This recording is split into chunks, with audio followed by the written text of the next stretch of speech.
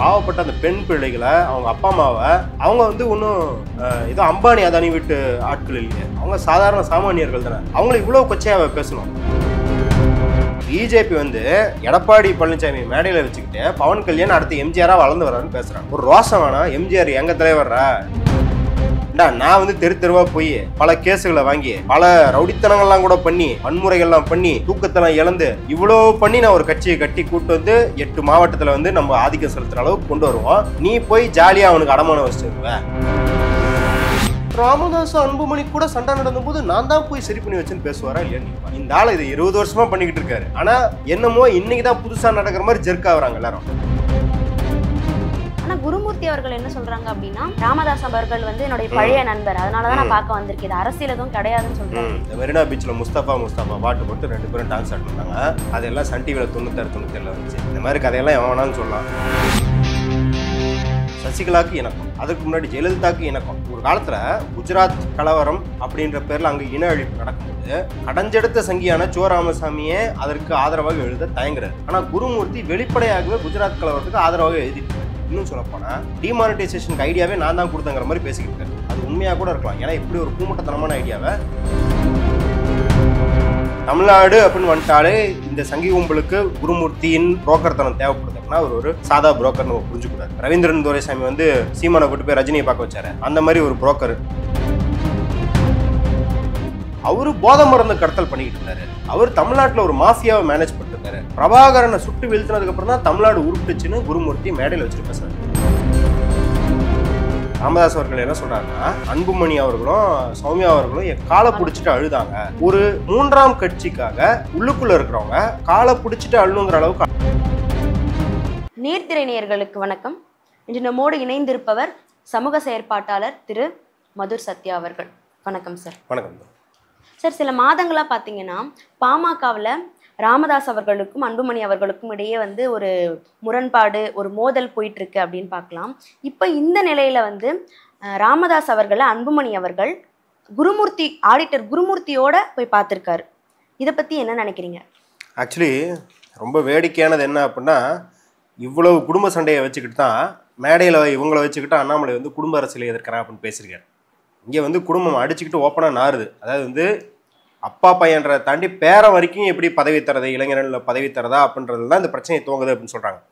ஆனால் பாருங்கள், இதை சொல்லும்போது நேற்று டிபேட்டில் கூட நிறைய பேர் அந்த பக்கம் பேசுகிறவங்க, வடதுசாரியாக பேசுகிறவங்க வந்து என்ன சுட்டி காட்டினாங்கன்னா, கலைஞருக்கும் ஸ்டாலினுக்கும் முரண் இருந்தது, வைகோ பையனுக்கும் முரண் இருக்கு, ஜி.கே. வாசன் அவர்களுக்கும் மூப்பனார் அவர்களுக்கும் முரண் இருந்தது, அரசியல் வாரிசுகளுக்கு இடையில முரண் இருக்கிறது இயல்பு தான் அப்படின்னு சொன்னாங்க. இங்கே வாரிசுகளுக்கு நடுவில் முரண் இருக்கு, அப்பாவுக்கும் பையனுக்கும் முரண் இருக்குன்ற பிரச்சனை இல்லை. அந்த முரண் எதை கொண்டு வருது அப்படின்றதான் பிரச்சனை. அதாவது கட்சிக்குள்ளே யாரை நியமிக்கிறது, இல்லை வந்து கட்சி பொறுப்பு என்ன, கட்சி எந்த இடத்துல போட்டி போடணும் அப்படின்றத பற்றி அப்பா பையனுக்கு முரண் வந்ததுன்னா வேற மேட்டர். கட்சி யாரு கூட கூட்டணி வைக்கணும், பாஜகவுக்காக அப்பாவுக்கும் மகனுக்கும் சண்டை வருது அப்படின்றாரு. ராமதாஸ் அவர்கள் என்ன சொல்றாருன்னா, அன்புமணி அவர்களும் சௌமியா அவர்களும் காலை பிடிச்சிட்டு அழுதாங்க. ஒரு 3ஆம் கட்சிக்காக உள்ளுக்குள்ள இருக்கிறவங்க காலை பிடிச்சிட்டு அழுங்கிற அளவுக்கு அழுத்தம் எங்கிருந்து வந்திருக்கும்? அப்படி பாஜக என்ன இவங்களுக்கு வந்து பாமகவுக்கோ இல்லை வன்னியர் மக்களுக்கோ அப்படி என்ன சேவை செஞ்சுட்டாங்க அப்படின்றத நம்ம வந்து யோசிச்சு பார்க்கணும். ஏன்னா அப்போ ஒரு அழுத்தத்தின் காரணமாக அழுத்தம். ஏன்னா நீங்க 8 வழிச்சாலை அப்படின்னு கொண்டு வந்தது, 8 வழிச்சாலைன்னு கொண்டு வந்தது யாரு? பாஜக அரசாங்கம். பாரத் மாலா சாகர் மாலா திட்டத்தின் அடிப்படையில் வந்து உங்களுக்கு 8 வழிச்சாலை கொண்டு வராங்க. அந்த சென்னை டு சேலம் அந்த 8 வழிச்சாலையில் பெரிதும் பாதிக்கப்படுற சாதிய ரீதியாக பார்த்தீங்கன்னா வன்னியர் சாதியை சேர்ந்த சிறு குறு விவசாயிகள் தான் பாதிக்கப்படுறாங்க பெருசாக. அப்படின்னு இருக்கும்போது அந்த சமுதாய மக்களே பாஜகவுக்கு எதிர் மனநிலையில் தான் இருந்தாங்க. அப்போ அப்படி இருக்கும்போது இயல்பாக நீங்கள் பாஜகவை எதிர்த்து தானே இருந்திருக்கணும். எப்படி ஒன்று சேர்றீங்க அப்படின்ற கேள்வி இருக்கு இல்லையா? இப்போ இங்கே தான் குருமூர்த்தி உள்ள வர்றார். நேற்று மதுக்கூர் ராமலிங்கம் பேசும்போது சொல்லியிருந்தாரு, ஆம புகுந்த வீடும் ஆர்எஸ்எஸ் புகுந்த வீடும் விளங்கவே விளங்காது அப்படின்னாரு. அதை நம்ம இப்போ தேசிய அளவிலேயே பார்க்குறோம். தேசிய அளவிலேயே பார்த்தா அது ஏக்நாத் ஷிண்டே ஆகட்டும், இல்லை அஜித் பவாருக்கும் சரத்பவார் அவங்க வீட்டுக்குள்ளே ஒரு குழப்பத்தை உண்டு பண்ணாங்க, ஸ்கிந்தியா குடும்பத்தில் ஒரு குழப்பத்தை உண்டு பண்ணாங்க, சச்சின் பைலட் அந்த குடும்பத்துக்குள்ளே எல்லாமே அரசியல் வாரிசுகள் தான். அரசியல் வாரிசுன்னு எதிர் கட்சியில் இருக்கும்போது தான் இவங்களுக்கு வந்து நல்ல வாய் வரும் இல்லையா?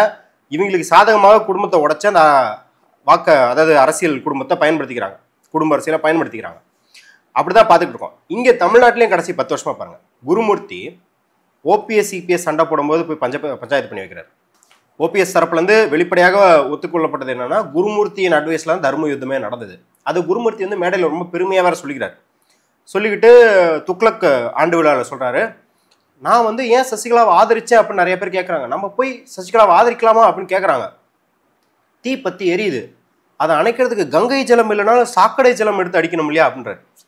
நம்ம சசிகலாவின் அரசியல் ஆதரிக்கல, ஆனால் ஒரு பெண்ணை, ஒரு தமிழ் பெண்ணை சாக்கடை ஜலம் அப்படின்னு சொல்கிறாரு.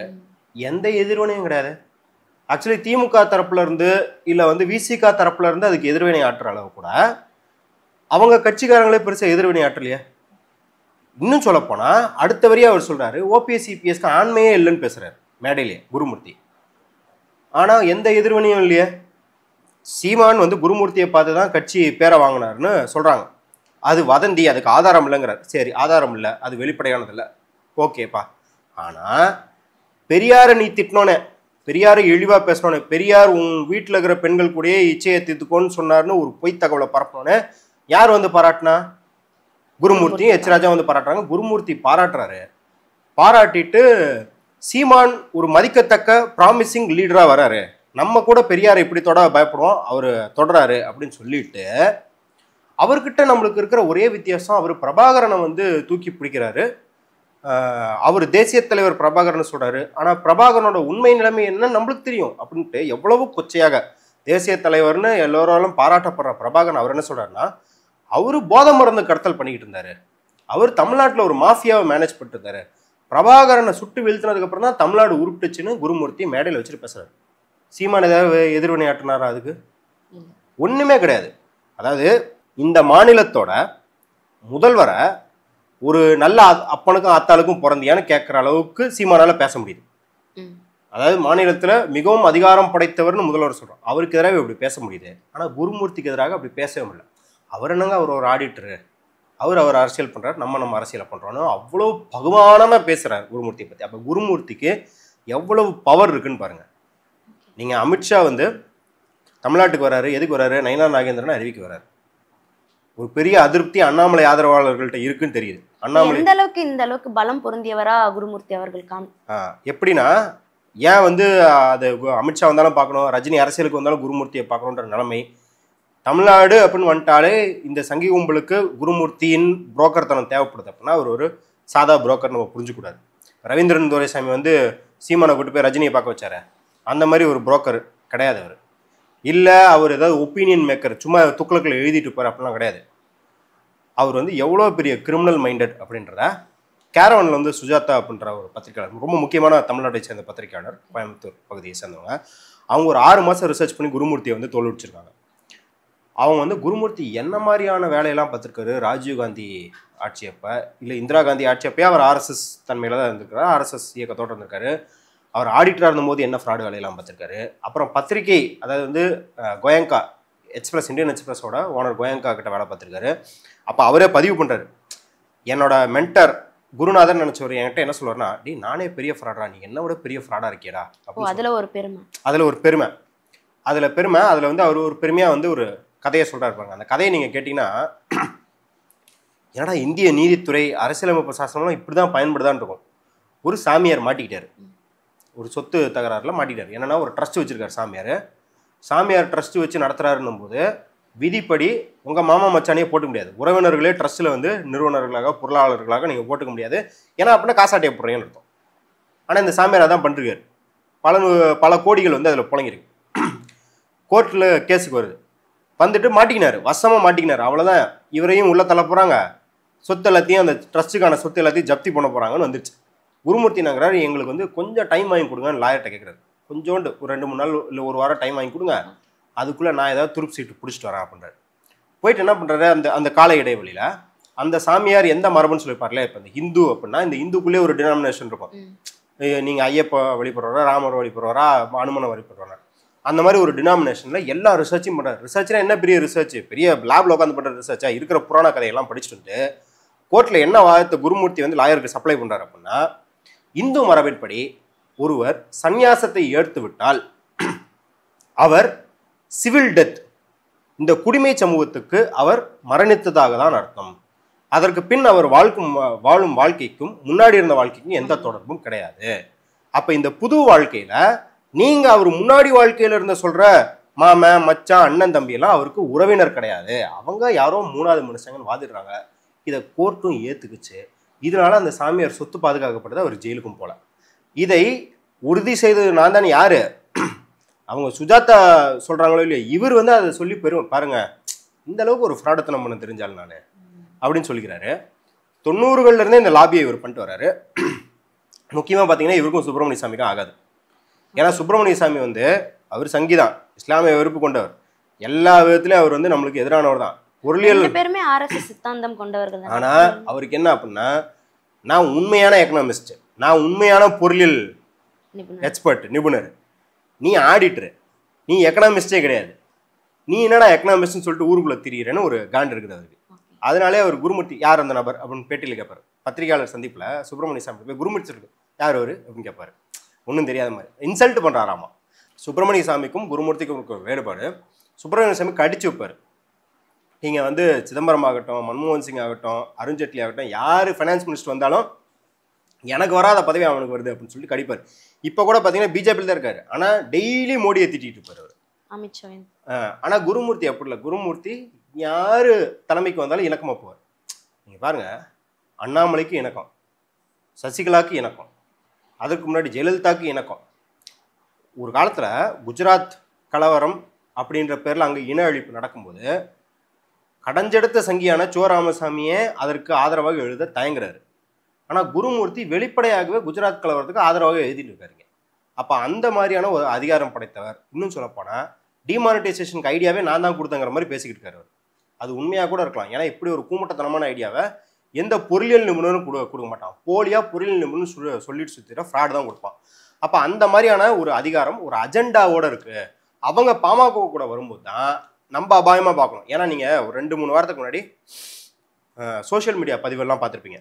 ஏன்டா மற்ற குடும்பத்தையடா குறை சொல்லிட்டு நாடக கதைன்னு சொல்லி சீரழிச்சிங்க, தலித் குடும்பங்கள் எத்தனை குடும்பங்களை நீங்கள் வந்து நாசம் பண்ணியிருப்பீங்க, வன்னியர் குடும்பங்கள்லேயே வந்து பெண்களை வந்து திருமணம் செஞ்சுக்கிட்டாங்கன்ற அந்த குடும்பத்தை எவ்வளோ நாசம் பண்ணியிருப்பீங்க, நிம்மதி இலக்க வச்சிருப்பீங்க, இன்னைக்கு உங்கள் குடும்பத்தில் எப்படி ஆச்சு பத்தியாடா அப்படின்னும். அவர்களின் வீழ்ச்சி வந்து சாதியத்தின் வீழ்ச்சியாக நம்ம பார்க்கலாம் அப்படின்லாம் சொன்னாங்க. அது ஒரு பக்கம்லாம் இருக்கலாம். அவங்க வந்து பலவீனம் அடைஞ்சாங்க 10 வருஷமா அப்படிங்கிறதுல நம்மளுக்கு ஒரு ஆறுதல் இருக்குது. ஆனால் அந்த பலவீனத்தை குருமூர்த்தி பயன்படுத்திக்கிறாரு அப்படின்னும் போது நம்மளுக்கு ஒரு பெரிய அபாயம் ஏற்படுது. ஏன்னா எல்லா இடத்துலையுமே பார்த்துருக்கோம், இவங்க வந்து கட்சிகளை வந்து அழிவு பாடத்தை கொண்டு போய் அவங்க வேற வழியே இல்லை நிர்கதியாக நிற்கும் போது, ஐயா எங்களை எப்படியா காப்பாத்துங்கன்ற ஒரு நிலைமையில் நிற்கும் போது அவங்கள அப்படியே விழுங்கிடுவாங்க அப்படின்றதான் பார்க்குறோம். நம்ம கம்பெனியாக தானே பண்ணுறாங்க தனியாக, அதாவது அரசு துறை கம்பெனியாக அப்படியே நஷ்டத்துக்கு இழுத்துட்டு போய் எப்பா பொதுமக்களே வித்து அதில் லாபம் பாருங்கப்பா, ஏர் இண்டியாவும் அப்படி தானே பண்ணாங்க. அந்த மாதிரி தான் அவங்க எல்லா கட்சியும் அப்படிதான் பண்ணிக்கிட்டு இருக்காங்க அப்படின்றத பார்க்குறோம். அது கட்சி அப்படிங்கிறத தாண்டி. ஆனால் குருமூர்த்தி அவர்கள் என்ன சொல்றாங்க அப்படின்னா, ராமதாஸ் அவர்கள் வந்து என்னுடைய பழைய நண்பர், அதனாலதான் நான் பார்க்க வந்திருக்கேன், அரசியல் எதுவும் கிடையாதுன்னு சொல்றாங்க. இந்த மெரினா பீச்சில் முஸ்தபா பாட்டு போட்டு 2 பேரும் டான்ஸ் ஆட்டின்னு இருந்தாங்க. அதெல்லாம் சன் டிவியில் 96-97 வந்துச்சு. இந்த மாதிரி கதையெல்லாம் எவன் வேணாலும் சொல்லலாம். சங்கி அப்படின்னா நண்பன் அப்படின்றதான் வார்த்தைன்னு சீமான்னு சொன்னார். இதுக்கு முன்னாடி போய் ரஜினி நீ வந்து இந்த மாதிரி பார்த்து இந்த மாதிரி பாராட்டினியா, அதுதான் சும்மா சொல்லிக்கலாம் என்ன நீண்ட கால நண்பர் அப்படின்னு. என்னைக்கு எஸ்டாப்ளிஷ் பண்ணிக்கிட்டீங்க நண்பர்னு, இப்போ ஏன் போய் பார்க்குறீங்க? இந்த பிரச்சனையெல்லாம் இருக்குது. என்ன அப்படின்னா, அது எப்படி நீ வந்து ஓபிஎஸ்க்கு திடீர்னு நண்பனாவா, எப்படி திடீர்னு ராமதாஸ்க்கு நண்பனாவா, எல்லாத்துக்கும் பிரச்சனை வரும்போது மட்டும் கட்சி உடையும் போது மட்டும் எப்படி நீ நண்பனாவா அப்படின்ற கேள்வி இருக்குல்ல. இப்போ நான் நண்பன்னு சொல்லிக்குவாரு குருமூர்த்தி. நான் எழுதி வேணா தரேங்க, நான் பெட் வேணா கட்டுறேன், இங்கே பார்க்குறவங்க எல்லாரும் வந்து அந்த பெட்டை வேணா நோட் பண்ணிக்கிட்டோம், கமெண்ட்ஸில் கூட நோட் பண்ணிக்கிட்டோம். என்ன சொல்கிறேன் அப்படின்னா, 2027 துக்ளக் ஆண்டு விழா நடக்கும். அதில் சொல்லுவார், ராமதாஸ் அன்புமணி கூட சண்டை நடந்தபோது நான் தான் போய் சரி பண்ணி வச்சேன்னு பேசுவாரா இல்லையான்னு நீங்கள் பாருங்க. இந்த ஆள் இது 20 வருஷமா பண்ணிக்கிட்டு இருக்காரு. ஆனால் என்னமோ இன்னைக்கு தான் புதுசாக நடக்கிற மாதிரி ஜெர்க் ஆகுறாங்க எல்லாரும். எதுக்கு ஜாக் ஆகுற சொல்கிற இருக்கு அப்படின்ற மாதிரி நம்ம பேச வேண்டியதாக இருக்குது. ஏன்னா இவங்க வந்து திருப்பி இதை தேர்தல் கணக்கில் மட்டுமே பார்க்குறாங்க. இது தேர்தல் கணக்கு மட்டும் இல்லைங்க, இது ஒரு ஆர்எஸ்எஸோட பெரிய சோஷியல் இன்ஜினியரிங். ஏன்னா நீங்கள் யூபி பீகாரில் பாருங்கள், அவங்க என்ன பண்ணியிருக்காங்க அப்படின்னா, இங்கேருந்து பார்க்கும்போது தான் அது பார்ப்பன கட்சி உயர் சாதி கட்சின்னு பேசுகிறாங்க. அங்கே அப்படிலாம் கிடையாது. யூபி பீகாரில் அவங்க ஜெயிச்சது காரணம் காங்கிரஸ் உயர் சாதி கட்சியாக இருந்தது. இவங்க ஓபிசி எஸ்சி மதியில் உள்ளே போயிட்டாங்க பிஜேபி அப்படின்றதுனால தான் ஜெயிச்சிருக்கு. வாஜ்பாய் அத்வானி இருந்தபோது அது ஒரு பார்ப்பனர்கள் கட்சியாக இருந்ததுனால தான் அவங்க திமுக அதிமுக இல்லை வேற குமாரசாமி கூடலாம் கூட்டணி வச்சு ஜெயிக்க வேண்டி இருந்தது. இப்போ கூட்டணி இல்லாமையே 2014-19 ஜெயிச்சதுக்கு காரணம் அது ஓபிசி எஸ்சி மக்கள் மத்தியிலும் போனது தான். அப்போ அப்படி என்ன பண்ணாங்க ஓபிசி எஸ்சி மக்கள் அப்படின்னு பார்த்தீங்கன்னா, யாதவர்களை சமாஜ்வாதி பிடிச்சி வச்சிருக்காங்க, இல்லை வந்து ஆர்ஜேடி லல்லு பிரசாத் பிடிச்சி வச்சிருக்காரு. குர்மிகளை ஜேடியு நிதிஷ்குமார் பிடிச்சி வச்சிருக்காரு. அதே போல் எஸ்சிக்குள்ள சமார்ன்ற ஜாத்தவன்ற ஜாதியை வந்து இவங்க வந்து நல்லா ஹோல்டு வச்சிருக்காங்க. யாரு? மாயாவதி. அப்போ எஸ்சிக்குள்ள சமாரை விட்டுட்டு மற்ற ஜாதியெல்லாம் பிடி, ஓபிசியில் யாதவர்கள் விட்டு மற்ற ஜாதியெல்லாம் பிடி, அப்படிதான் அவங்க மொபிலைஸ் பண்ணியிருக்காங்க. அதே தான் இங்கே அவங்க என்ன பண்ணுறாங்க, எடப்பாடி தலைமையை வச்சுக்கிட்டு அவங்க இங்கே மேற்கில் ஒரு ஜாதியை பிடிக்கிறாங்க, இங்கே டிடிவி வச்சுக்கிட்டு முக்குளத்தோர் சமுதாயத்தை பிடிக்கிறேன்னு பார்க்குறாங்க. அதே போல் அவங்களுக்கு நார்த்தில் இது தேவைப்படுது, இந்த ஜாதி தேவைப்படுது. அது எலக்டோரல் மட்டும் கிடையாது, அவங்க நல்லா புரிஞ்சுக்கிட்டாங்க. இப்போதைக்கு நம்ம எலெக்ஷனில் பெரிய வெற்றியெல்லாம் காண போகிறதில்ல. ஆனால் அந்த எலெக்ஷன் வெற்றிக்கான சமூக அடித்தளத்தை இப்போ யூபியில் வந்து 2017 ஜெயிக்கிறாங்கன்னா அதுக்கு 92 வந்து பாபர் மசூதி இடிப்பு ஒரு அடித்தளமாக அமையுது. 20-25 வருஷத்துக்கு முன்னாடி ஒரு அடித்தளத்தை போட்டால் தான் அதுக்கப்புறம் அவங்களுக்கு பயனளிக்குது. அதே போல் தமிழ்நாட்டில் என்ன பண்ணுறாங்கன்னா, இப்போ திருப்பரங்குன்றத்தில் ஒரு பிரச்சனை பண்ணுறாங்க முருகன் கோயிலை வச்சு. திருச்சியில் வக்வாரியம் வந்து ஒரு கோயிலையே ஆக்கிரமிச்சிருச்சு அப்படின்னு ஒரு பிரச்சனை பண்ணுறாங்க. திருச்செந்தூரில் நிர்மலா சீதாராமனே வந்து திருச்செந்தூர் கோயிலுக்கு வந்து டாய்லெட் வசதி கூட கட்டி கொடுக்க மாட்டாங்கன்னு ஒரு பிரச்சனையை கிளப்புறாங்க. நீங்கள் ஸ்ரீரங்கத்தில் இவர் உள்ள, அதாவது திருப்பதியிலேருந்து பக்தர்கள் வந்து ஸ்ரீரங்கம் கோயிலுக்கு வந்தால் அடிக்கிறாங்கன்னு அண்ணாமலை ஒன்று கிளப்புறாரு. கோயம்புத்தூரில் ஏற்கனவே உங்களுக்கு தெரியும், இந்துக்களுக்கும் முஸ்லீமுக்கும் பிரச்சனையை வந்து வளர்த்து விட்டுட்டே இருக்காங்க. கன்னியாகுமரியில் மண்டைக்காடு கலவரத்தை ஒட்டி 80லேருந்தே அது ஒரு கிறிஸ்துவ வெறுப்பு, இஸ்லாமிய வெறுப்பில் அங்கே சங்கிகள் வேலை பார்த்துட்டு இருக்காங்க. அங்கே இருக்கிற சாதிகளை முன்னேறதுக்காக நீங்கள் வந்து பொன்னாரெல்லாம் வச்சுக்கிட்டு இருக்கீங்க. இப்படி இருக்கும்போது வன்னியர் பெல்ட்டில் இருக்கிற இவங்க வன்னியர் சங்க ஹோல்டு வச்சுருக்காங்க. இதையும் இந்த அஜெண்டாக்குள்ளே கொண்டு வரணும். நாங்கள் மேற்கு, தெற்கு, கிழக்கு, சென்ட்ரு எல்லாத்தையும் பிடிச்சி வச்சுருக்கோம், வடக்கில் மட்டும் எங்களுக்கு ஒரு பெண்டிங் இருக்குது, அந்த வடக்குக்கு இப்போ பாமகவை கைப்பற்றுவது தேவையாக இருக்குது அப்படின்னு பார்க்குறாங்க. அப்போ நீங்கள் பாருங்கள், இவங்க பாமக வந்து முதல்ல 8% வாக்காக இருந்து 5 ஆகி 5 4 ஆகி இப்போ குறுகி இருக்காங்கன்னு வாக்கில் தான் எப்படி இருக்கோலைய சமூகமாக அவங்க ஒரு தாக்கத்தை செலுத்துகிறாங்கல்ல. இன்னுமே நீங்கள் பொன்பரப்பி 2019 பொன்பரப்பி எலெக்ஷனுக்கு முன்னாடி கலவரம் ஆகட்டும், இல்லை இன்றைக்கும் கூட அங்கே ஏதாவது ஒரு பெரிய பிரச்சனை வெடிச்சதுன்னா, அங்கே இருக்கிற இடைநிலை சாதிக்கும் தலித் மக்களுக்கும் பிரச்சனை வெடிச்சதுன்னா அதில் பாமகவோட ரோல் இருக்குது. அப்போ அந்த சமூக மூலதனத்தை, சோஷியல் கேபிட்டல்னு சொல்கிற அந்த சமூக மூலதனத்தை பயன்படுத்திக்கணும் அப்படின்றதான் குருமூர்த்தியோட அஜெண்டா.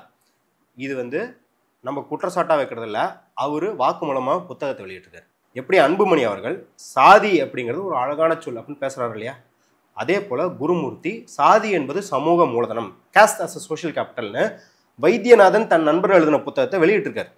அந்த புத்தகத்தோட சாராம்சம் என்ன அப்படின்னா, இந்தியாவின் பொருளாதாரத்துக்கு அடித்தளமே சாதி தான், சாதி இது இருக்கிறனால தான் இந்தியா வந்து நிலைச்சு நிற்குது, ஏன்னா அப்போதான் தற்சார்பாக இருக்கும் இந்தியா அப்படின்றது தான் அதோட வாதம்.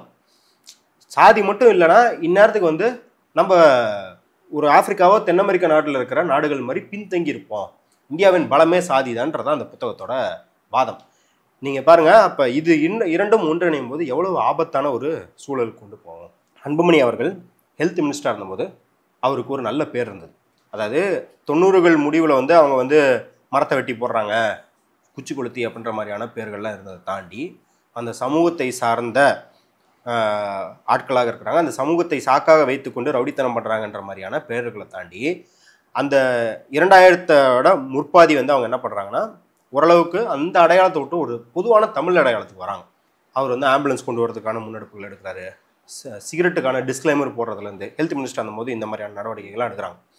ஒரு பக்கம் ராமதாஸ் அவர்கள் வந்து தமிழில் பிள்ளைகளுக்கெல்லாம் பேர் வைங்க அப்படின்றது. பஸ் ஸ்டாண்டில் வந்து பார்த்தீங்கன்னா போர்டு இருக்கும், அந்த போர்டில் வந்து தமிழ் வார்த்தைகள் ஆங்கில வார்த்தைகள் இருக்கும். இப்போ பொதுவான வழக்கத்தில் நம்ம வந்து பஸ் அப்படின்னு பயன்படுத்துகிறோம், கார்னு பயன்படுத்துகிறோம், செல்ஃபோன்னு பயன்படுத்துகிறோம், அதுக்கு பதிலாக தமிழ் வார்த்தைகள் என்ன பயன்படுத்தணுன்ற போர்டுலாம் வச்சுருப்பாங்க.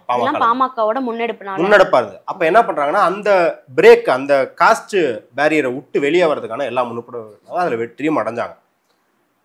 இன்னும் சொல்லப்போனால் தனி தமிழ்நாடு கேட்குற அளவுக்கு பேசிக்கிட்டு இருந்தார் அன்றைக்கி. அதை விட்டுட்டு கட்சியின் சுய முடிவுகளை எப்போ வந்து அவங்க அதிமுகவோ பாஜகவோ அவங்கள்ட்ட பணத்துக்காக அடமானம் வைக்க ஆரம்பித்தாங்களோ அன்னைக்கே பார்த்தீங்கன்னா இந்த பாதைக்கு அவங்களை விட்டு செல்ல ஆரம்பிச்சிச்சு. கடைசியில் பாருங்கள், நல்ல படித்த ஒரு மருத்துவரான ஒரு ஹெல்த் மினிஸ்டராக பதவி வகித்த ஒரு அன்புமணி ராமதாஸ் அவர்கள் நெருப்பு சட்டியிலேருந்து வந்தோன்னு பேசிக்கிட்டு இருக்காரு. ஏன்னா நீ வந்து பணத்தாசைக்கு போனீங்கன்னா கேட்கும் போது கேட்பாங்க, ஏன் மற்ற கூட்டணிலாம் வந்து காசு புழங்குறதே இல்லை. இல்லைங்க, எல்லா இடத்துலையும் காசு புழங்கும், அதை பற்றிலாம் யாரும் வந்து பச்சை குழந்தை மாதிரி நம்ம பேசிக்கிட்டு இருக்கல. இவங்க பயங்கர நேர்மையானவங்க, எல்லாத்துக்கும் எலெக்ஷனுக்கு காசு தேவைப்படுது, காசெல்லாம் புழங்குது, அது இங்கே பிரச்சனை இல்லை. ஆனால் 100 கோடி ரூபா மொட்டுத்தா, ஆனால் கட்சியோட கண்ட்ரோல் நான் வச்சுப்பேன் அப்படின்னு சொல்கிறதுக்கும், நீங்கள் 500 கோடி ரூபா தாங்க, கட்சியை டாக்ஸி மாதிரி நீங்கள் எடுத்து ஓட்டிக்கோங்க அப்படின்னு விடுறதும் வேற. இன்னைக்கு நிலச்சி நிற்கிற தலைவர்கள்லாம் அவங்க கட்சி கண்ட்ரோல் அவங்கள்ட்ட வச்சுக்கிட்டாங்க. ஆனால் இப்போ ராமதாஸ் அவரை பற்றி என்ன சொல்கிறாங்க அப்படின்னா, குருமூர்த்தி அவர்களும் அன்புமணி அவர்களும் 45 நிமிஷம் தான் பேசியிருக்காங்க, அதில் சமாதானம் அவர் ஆகலை, இன்னுமே அந்த சண்டை வந்து முடிவுக்கு வரல, அவர் அவரோட கொள்கையில ஸ்ட்ராங்காக தான் இருக்காரு ராமதாஸ் அவர்கள் அப்படின்ற ஒரு பேசுபொருளும் இருக்கு இல்லையா? அதுதான் ஏன் அப்படின்னா, ராமதாஸ் அவர்கள் வந்து ராமதாஸ் அவர்கள் வந்து முன்னாடி தலைமுறையோட அரசியல்வாதி. அவருக்கு இது தெரியும். அன்புமணியை எப்படி வச்சிருப்பாருன்னா, நம்ம பேங்க்ல அடமானம் வைக்கிற மாதிரி தங்கத்தை அடமானம் வைக்கிறோம், ஒரு 2 வருஷம் அந்த காசை வச்சு தொழில் பண்ணுறோம், தொழில் நல்லா போகுதுன்னு போய் தங்கத்தை மூட்டுக்கிறோம் அப்படின்ற மாதிரி கட்சி அடமானம் வச்சுட்டு நம்ம ஒரு பதவி ஒரு 4 சீட்டு கீட்டு வந்தோடனே அப்புறம் போய் மூட்டுக்கலாம்னு நினச்சிருக்காரு. அரசியல் அப்படிலாம் நடக்காது. அவன் மொத்தமாக சுருட்டி சாப்பிட்டு போயிடுவான். நான் தானே இதுக்கு தலைவர்னு சொல்றாரு, பொதுக்குழுவால் தேர்ந்தெடுக்கப்பட்ட தலைவர். அவர் தான் தலைவர் அவர் தான். சாவியை வேறவர்கிட்ட கொடுத்துட்டாரு. அதனால தான் ராமதாஸ்க்கு பதட்டமாகுது. ராமதாஸ்க்கு என்ன தெரியுதுன்னா, நீ வந்து 500 கோடி 1000 கோடி கூட சம்பாதிக்கலாம், 5 சீட்டுன்றத 10 சீட்டாக கூட வாங்கலாம், நாளைக்கு நம்மளுக்குன்னு கட்சி இருக்காதரா, அவன் கட்சி வச்சிருப்பான்டா அப்படின்ற ராமதாஸ்க்கு அந்த சென்ஸ் இருக்கு. அவர் ஒன்றும் பெரிய சமூக நீதி நல்லிணக்கணும் அப்படின்ற சென்ஸ்லேருந்து பேசல. ஒரு முன்னாடி தலைமுறை இப்போ யார் கூட வேணாலும் கலைஞர் கூட்டணி வைப்பார், ஆனால் முடிவு வந்து அவர் கட்சிக்கான முடிவு அவர் தான் எடுக்கிறதா இருப்பார். 2G வழக்கில் யார் கூட சண்டை போட்டார்? அவர் சங்கிகள்கிட்ட எவ்வளோ சண்டை போட்டாரோ அதே அளவு காங்கிரஸ்காரங்கள்ட்ட சண்டை போட வேண்டியதாக இருந்துச்சு. ஏன்னா அவங்களே கைகழுவி விட்டாங்க 2G வழக்கில்னு பார்க்குறோம். அதுக்கு முன்னாடி தலைமுறையில் எல்லாம் இப்போ நீங்கள் ஜெயலலிதாவே எடுத்துக்கிட்டிங்கனாலும் யார் கூட வேணாலும் கூட்டணி வைப்பாங்க. அவங்க வந்து வாஜ்பாய் ஆட்சியே அவங்க கவுக்கிறதுக்கு காரணமாக கூட இருந்தாங்க. ஆனால் கட்சிக்குள்ளே முடிவு அவங்க எடுக்கிறதா தான் இருக்கும். ஆனால் இது கட்சி முடிவே மற்றவங்கள்ட்ட கொடுக்குறது இன்னைக்கு எடப்பாடியும் அன்புமணியும் தான் பண்ணியிருக்காங்க. பிஜேபி வந்து எடப்பாடி பழனிசாமி மேடையில் வச்சுக்கிட்டு பவன் கல்யாண் அடுத்து எம்ஜிஆராக வளர்ந்து வர்றாருன்னு பேசுகிறாங்க.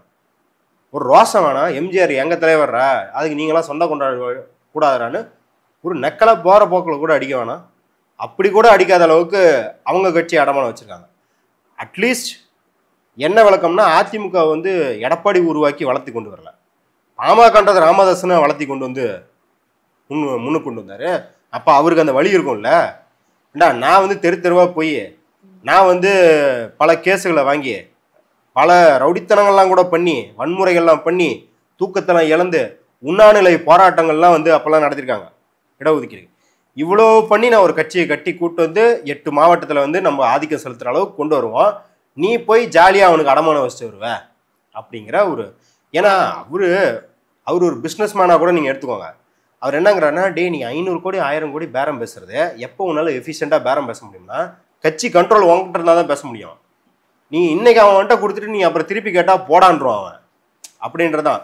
இப்போ அந்த சூழ்நிலை தான் பார்த்தீங்கன்னா, இப்போ வேல்முருகன் கூட அவர் அண்ணன் அனுப்பி பேச வைக்கிறார். அவங்க அண்ணன் வந்து திருமால்வேலன் வந்து அவர் வெளியே வந்துட்டு பேசுறாரு. என்ன சொல்றாருன்னா, பாருங்க இன்னைக்கு நான் பேசினேன்னா அடுத்த நாள் அன்புமணி வந்துருவான்னு சொல்ற. கரெக்டாக அன்புமணி வராரு. இப்போ இவங்க சந்திச்சதுனால இவங்க மறுபடியும் பாமகவோட இணையறதுக்கு கூட்டணி வைக்கிறதுக்கு வாய்ப்பு இருக்கா? இல்லை, அப்படி கிடையாது. அது என்ன அப்படின்னா, என்ன கால்குலேஷன்னா, அது பிஜேபியோ தவேகாவோ எதுவோ இருக்கட்டும், வேல்முருகன் அவர்களுக்கு என்ன அப்படின்னா, அவர் வந்து முற்போக்காக தமிழ் தேசிய அரசியல் பேசுறாரு, சமூக நீதிக்கான அரசியல் பேசுறாரு, அதெல்லாம் ஓகே. இருந்தாலும் அவர் வந்து பிரைமரியா அந்த ஒரு சமூகத்துக்கான ஒரு தலைவராக தான் அவர் இருக்கிறார்.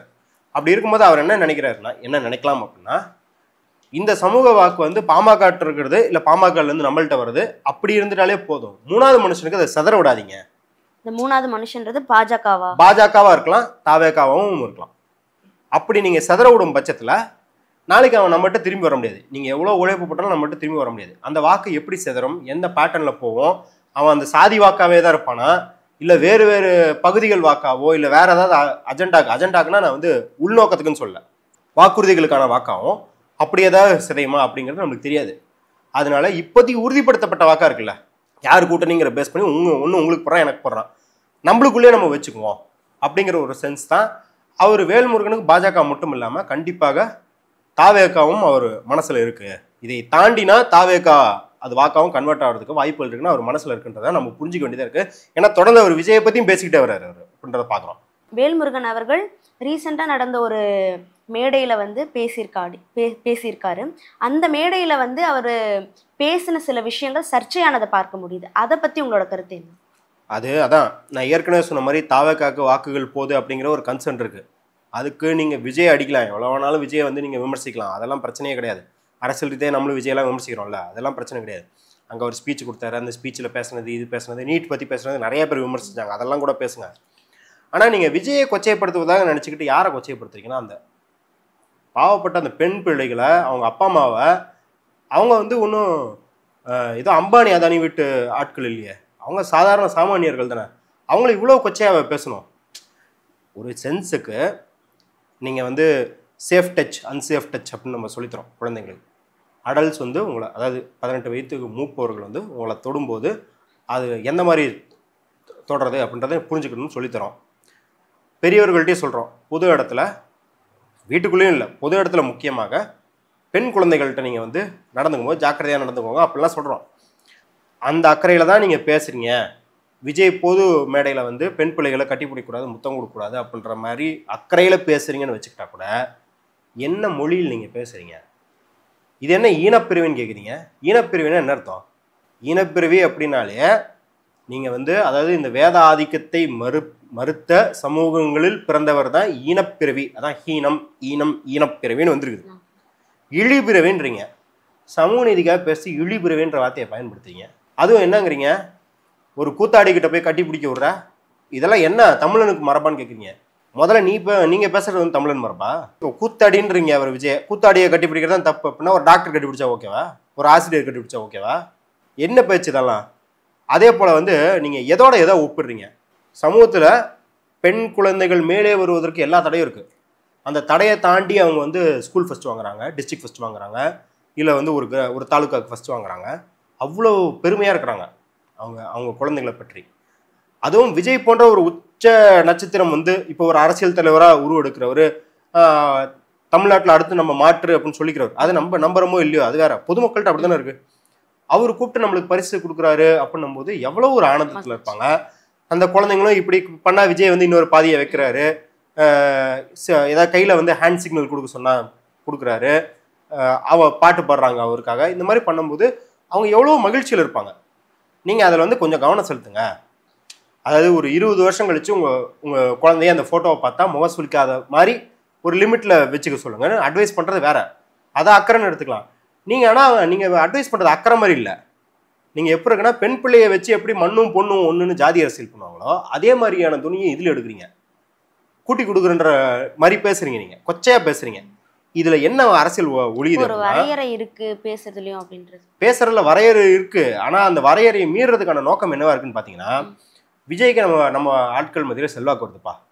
ஸோ அப்போ என்ன பண்ணுன்னா, விஜய் அரசியலை இது பண்ணா பத்தாது, விஜய் ஆதரிச்சு போறான்ல அவனெல்லாம் ஒரு ஸ்லட் ஷேமிங் பண்ணுவோம். அப்போ ஒதுங்கிடுவாங்க. இப்போ ஊரே சேர்ந்து என்னடா பிள்ளைய விஜய் ஃபங்க்ஷன் கூட்டு போனேன்னு காரி துப்புனா நாளைக்கு விஜய் ஃபங்க்ஷனுக்கு போக மாட்டாங்க, விஜய்க்கு ஆதரவு தெரிய மாட்டாங்க அப்படிங்கிற ஒரு மனநிலை. இது வேல்முருகன் திட்டமிட்டு பண்ணுறாருன்றது கிடையாது. ஆனால் இந்த மாதிரியான அரசியல் பண்ணும்போது அவங்களுக்கு இயல்பாகவே இது ஒரு டாக்டிக்ஸாக கையில் எடுக்கிறாங்க. பெண்களும் சாதியும் இப்படி பார்க்கும்போது, இல்லை பெண்களுக்கும் அரசியல் புது அரசியலுக்குன்னு வரும்போது இமீடியட்டாக எடுக்கிறாங்க அவங்க. அவர் வந்து இப்பன்னு கிடையாது, அவர் வந்து முன்னாடி அது மாநாட மயிலாட பிரச்சனையிலேருந்து ஈசிஆரில் வந்து கார்கியை மாற்றிக்கிறாங்க, பெண்கள் இப்படி பண்ணுறாங்கன்ற மனநிலை வந்து ரொம்ப ரொம்ப பழமைவாத பிற்போக்கு மனநிலை அவர்கிட்ட இருக்குதுங்கிறத நம்ம தொடர்ந்து பார்த்துக்கிட்டே வரோம். ஏன்னா இப்போ முன்னாடி ஐடி வேலைக்கு, ஒரு 15 வருஷத்துக்கு முன்னாடி ஐடி வேலைக்கு போனாலே வந்து பெண்களை தப்பாக பேசுகிற சமூகமாக இருக்குல்ல, அதில் தான் இன்னொரு இருக்காரு. நீங்கள் அதான் சொல்கிறேன், இப்போ நீங்கள் இதே பிரச்சனைக்கு விஜயை பிடிச்சி திட்டுங்க. விஜயை கரெக்டுன்னு சொல்லலை, ஆனால் விஜயை பிடிச்சி நீங்கள் திட்டிங்கன்னா, ஏன்டா பிள்ளைகள்கிட்ட வந்து ஜாலியாக நடந்துக்கிற கொஞ்சம் தள்ளிடுன்னு விஜயை பிடிச்சி நீங்கள் திட்டினா கூட விஜய்க்கு பலம் இருக்குது, அதை எதிர்கொள்கிற பலம் இருக்குது. விஜய் ரசிகர்கள் உங்களை போட்டு அடிப்பாங்க. நீங்க இந்த பெண் பிள்ளைகள், சாமானியனா இருக்க பெண் பிள்ளைகள் அவங்க அப்பாவும் கேட்டாலுமே கூட அவருமே தப்பான இன்டென்ஷன்ல பண்றாருன்ற மாதிரி. இல்ல நான் அதான் சொல்றேன், அதெல்லாம் தப்பெல்லாம் விஜய் ஒன்றும் தப்பான இன்டென்ஷன்லாம் பண்ணல, அது நம்மளுக்கு தெரியாது. அவங்க அது அந்த பெண் குழந்தைகளுக்கும் அவங்க பெற்றோர்களுக்கும் விஜய்க்கும் உண்டானது. அவங்களுக்கு அசௌகரியமா இல்லைங்கிற போது எவனுக்குமே அசௌகரியமா இருக்குன்ற அவசியமே கிடையாது. அப்படி இருக்கும்போது நான் என்ன சொல்றேன்னா, நீங்க விஜயை திட்டினா கூட, நீங்க திட்டுறதுன்னு வந்துட்டீங்க, எனக்கு அதில் உடன்பாடு இல்லை, நீங்கள் திட்டணும்னு முடிவு பண்ணிட்டா கூட விஜயை திட்டா விஜய்க்கு ஒரு பலம் இருக்குது, அதை உங்களை எதிர்க்கிறதுக்கு, அவரோட நியாயத்தை பேசுறதுக்கு. இந்த பெற்றோர்களுக்கு அந்த பிள்ளைகளுக்கு என்ன பலம் இருக்கு? அப்போ ஆதரவற்றவங்களை திட்டுறதுல என்ன அரசியல் இருக்குது, என்ன தமிழ் தேசியம் இருக்குது, என்ன முற்போக்கு இருக்குது? தமிழ் தேசியம் அப்படின்னா சாதியற்ற தேசியமா இருக்கும் அப்படின்றது மட்டும் கிடையாது, அது பெண் அடிமையற்ற தேசியமாகவும் இருந்தால் தான் அது தமிழ் தேசியம் மொழிய. நீங்கள் இந்த மாதிரியான பிற்போக்கு சிந்தனைகளாம் வச்சுக்கிட்டு தமிழர் மரபு, தமிழர் வாழ்வு அப்படின்னு பேசிங்கன்னா தமிழர் அறம் வந்து பெண்களை வந்து கொச்சப்படுத்துறதா தமிழர் அறமா? கிடையாது இல்ல. இப்போ பெண்களை போகப் பொருளாகிறது நம்மளுக்கும் பிரச்சனை இருக்கு. ஆனா போகப் பொருளா ஆக்குறவன் மேலதான் நம்மளுக்கு பிரச்சனை இருக்கும் இல்லையா? நீங்க பெண்கள் மேலேயே பிரச்சனை ஆக்குறீங்க. அதுதான் இங்க பிரச்சனையா இருக்கு. இது எல்லா இடத்துலயும் இதை வந்து நம்ம அடிகோடிட்டு சொல்லலாம். இந்த மாதிரியான அரசியல் தலைவர்கள் இப்படியே தான் பேசிப்பாங்க. நீங்க இப்போ நம்ம ராமதாஸ் பேசுறதுனால சொல்றேன், எல்லா அரசியல் தலைவர்களுமே பாருங்க, பெண் தாய் அப்படிங்கிறத எவ்வளோ ஒரு வக்கரமான உவமையை எடுத்துக்கிறாங்க அப்படின்னா, 2018 ராமதாஸ் வந்து பிரஸ் கான்ஃபரன்ஸில் சொல்றாரு, திராவிட கட்சிகளோட கூட்டணி வைப்புன்றது தாயோட படுப்பதுக்கு சமன்றாரு. இது ஒரு வார்த்தையா? சீமான் அவர்கள் சொல்றாரு, ஏன் ஆங்கிலம் கலக்காம தமிழ் பேசுறீங்கன்னா அவர்கிட்ட வந்து 2011 ஒரு பேட்டியில கேட்குறாங்க. என் தாய்மொழி தமிழோட ஆங்கிலம் கலப்பது என்பது ஒரு 3ஆம் நபரை கூட்டு வந்து அழைத்து வந்து நானே என் தாயுடன் புணர விட்டு வேடிக்கை பார்ப்பதுக்கு சமன்றாரு. இந்த மாதிரியான முதல்ல சொல்லாடல் வந்து ஒரு அரசியல்ல இருக்கலாமா? நீங்க வடதுசாரி இடதுசாரி என்ன வேணாலும் சொல்லிக்கோங்க, என்ன சம்தேசியம் திராவிடம் என்ன வேணாலும் பேசிக்கோங்க, முதல்ல தாயோ வீட்டு பெண்களையோ இப்படி ஒரு கொச்சையான ஊமைக்கு பேசலாமா? அப்ப அதோட இன்னொரு வடிவம் தான் இப்படி இவங்க பேசிக்கிட்டு இருக்காங்க. அதனால இப்ப என்ன பண்ணணும்னா, அது வேல்முருகனா இருந்தாலும் சரி, இல்ல எந்த தலைவர், நீ எந்த கூட்டணியில் வேணாலும் இப்படியான போக்குகள் கூட நம்ம வன்மையா கண்டிக்கணும், தேவை இருக்கு. இவ்வளவு நேரம் நீர்த்துறையோடு பல கருத்துக்கள் பகிர்ந்துக்கிட்டீங்க. ரொம்ப நன்றி.